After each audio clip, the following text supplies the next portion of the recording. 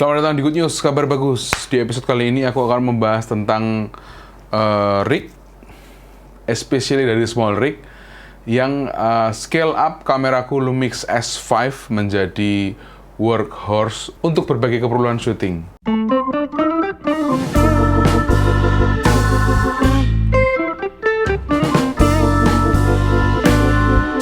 Di beberapa episode yang lalu aku pernah share tentang gimbal dengan setup kamera rig, dan itu lumayan banyak yang meminta request untuk membahas rig. Nah, di episode kali ini aku langsung akan membahas bagaimana kameraku Lumix S5 ini sort of diberi steroid untuk dia bisa jadi workhorse gitu. Karena di beberapa skenario kita nggak cuma butuh kamera sama lensa, tapi butuh beberapa aksesoris yang kita pakai untuk mempermudah kerja kita. So, kita akan mulai bahas di setup rig yang pertama untuk Lumix S5. Kita akan mulai dari yang paling simple. Di sini aku pakai cage Lumix S5 yang include sama handle-nya. Itu adalah tipe 3790 untuk small rig-nya. Nah, ini compact banget karena dia punya handlebar di atasnya. Dia punya top handle itu quick release dengan interface ARRI locating. Nah, ini tinggal dipasang cuman pakai jempol sama jari telunjuk dan dikencengin pakai Allen wrench, itu langsung bisa. Nah, ini sebenarnya adalah base dari semua aksesoris kamera yang akan menempel di kamera kita gitu. Jadi kalau kamu lihat di rig ini ada beberapa lubang quarter 20 yang kita bisa pakai untuk berbagai macam aksesoris ya.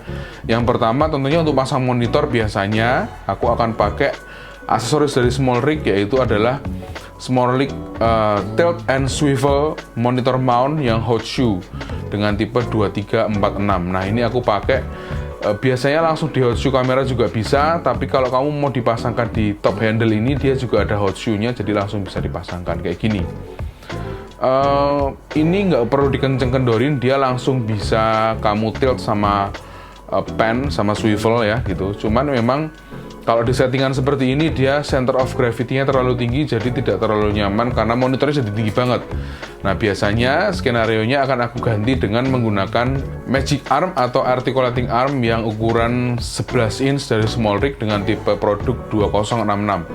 Ini versatile banget buat monitor, buat wireless, buat anything yang kamu bisa pakai konektor quarter 20 di kedua sisinya. Nah, ini aku pakai untuk, biasanya bisa aku pakai monitor ya. Memang efeknya adalah kita harus muter-muterin, waktu masang harus muter-muterin, tapi aku tetap suka banget dengan versatility-nya dari small rig 2066 ini. Nah, biasanya aku taruh di atas top handle, lalu akan aku bikin agak ke bawah gini untuk memasang monitor gitu. Jadi monitornya dia akan underslang ke bawah gitu. Kita bisa tilt up tilt down-nya tuh lebih nyaman lagi. Ini setup yang paling sering aku pakai seperti ini. Nah, untuk kabelnya sendiri itu aku pakai, karena Lumix S5 ini dia pakai micro HDMI, aku pakai small rig HDMI cable tipe 3042. Itu panjangnya pas banget, tanpa harus diputer-puter, diumpet-umpetin lagi kabelnya, dia bisa dipasang langsung. Nah, berikutnya adalah aku biasanya untuk standar produksi itu butuh wireless ya, butuh wireless sender gitu. Kebetulan di monitorku yang aku pakai kali ini, Filward F5 Pro, itu bisa dibonceng dengan menggunakan satu device lagi, yaitu bisa wireless video sender.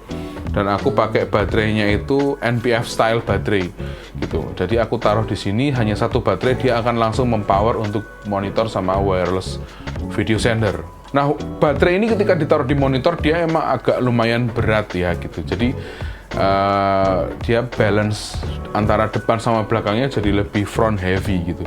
Sebenarnya kita bisa taruh agak belakang juga menggunakan attachment untuk memasang baterai NPF plate di cage 3709 ini. Adalah small rig tipe 2504 kita pakai untuk memasang baterai NPF yang tidak langsung terpasang pada device-nya.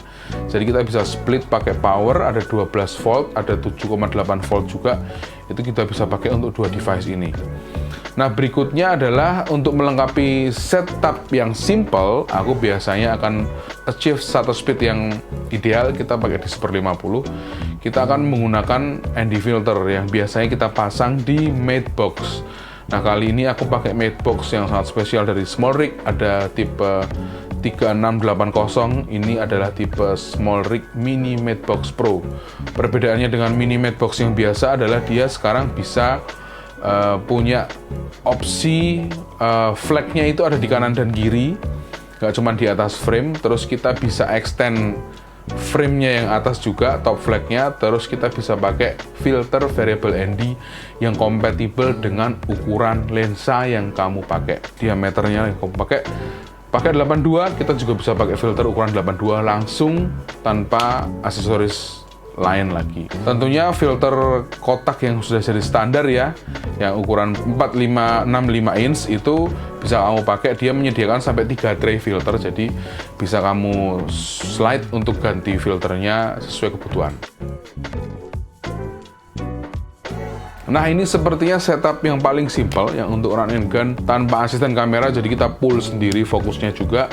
Terus kadang-kadang juga small rig 2065 itu aku pasang di sini menggantikan Magic Arm yang 11 inch. Jadi pakai Magic Arm yang 5,5 inch, dia lebih compact, lebih handy juga, kameranya lebih kecil, jadi kita bisa lebih pergerakannya lebih leluasa. Oke, berikutnya aku akan beranjak ke settingan yang lebih kompleks lagi dengan memasangkan 15mm rods, karena base plate kamera ini sebenarnya bisa kita pasang, atau base plate rig kamera ini kita bisa pasang dengan menggunakan aksesoris Small Rig 1674. Ini adalah pilihan base plate paling murah.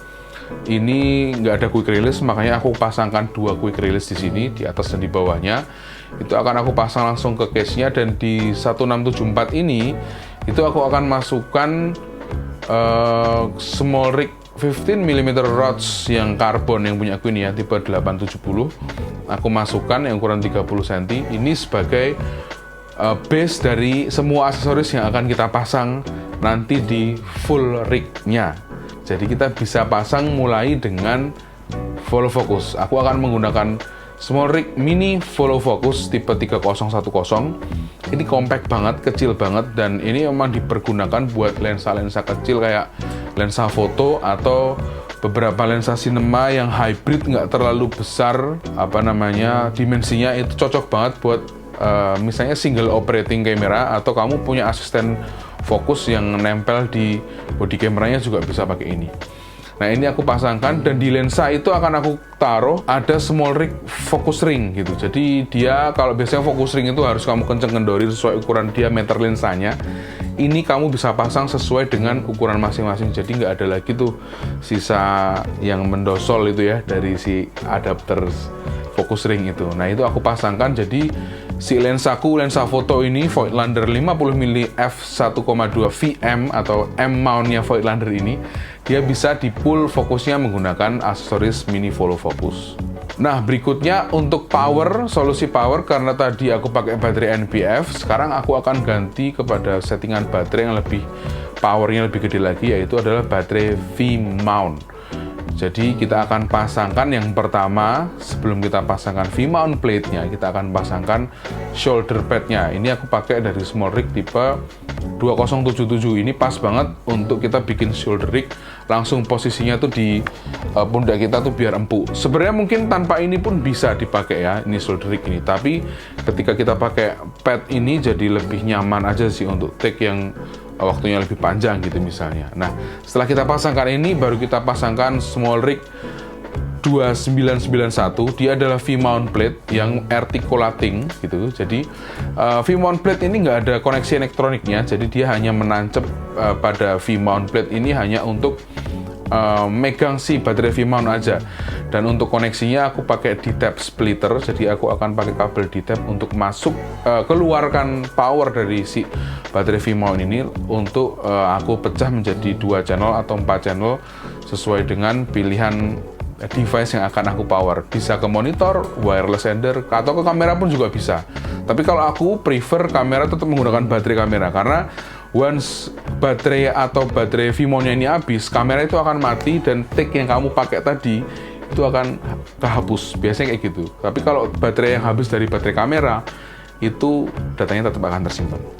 Nah, posisinya seperti ini. Memang ada satu aksesoris lagi nih yang sangat krusial untuk membuat setup ini jadi perfect banget, yaitu adalah small rig shoulder rig handle. Aku pakai yang tipe 2002. Ini nyaman banget, dia menggunakan interface-nya tuh ARRI Rosette. Jadi kita bisa cari aksesoris lain lagi yang bisa extend arm-nya, atau kita bisa pasangkan dengan aksesoris lain yang mempunyai koneksi ARRI Rosette. Nah, ini aku pasangkan di depan, tepat pakai 2 15 mm rods yang aku pasang di base plate. Nah, ini sudah nyaman banget settingannya untuk aku bikin berbagai skenario handheld atau yang kamera yang eye level ya gitu. Ketika operatornya itu dalam waktu yang panjang akan mengoperate kamera itu dengan ketinggian eye level, atau menggunakan movement kameranya agak shake yang mengikuti body dari si operator atau dari director fotografinya.